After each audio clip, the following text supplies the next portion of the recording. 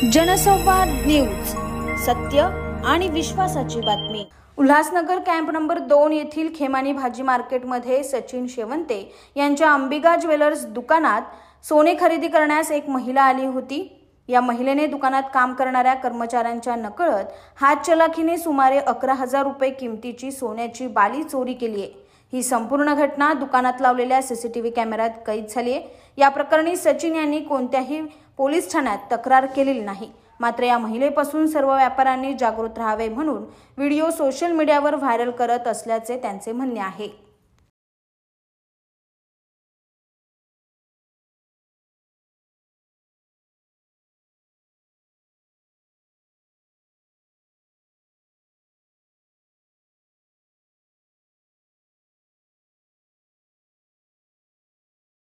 जनसंवाद न्यूज, सत्य आणि विश्वासाची बातमी। आजच सबस्क्राइब करून बेल आयकॉनला क्लिक करा आणि पहा ताज्या घडामोडींचा अचूक अंदाज आपल्या मोबाईलवर।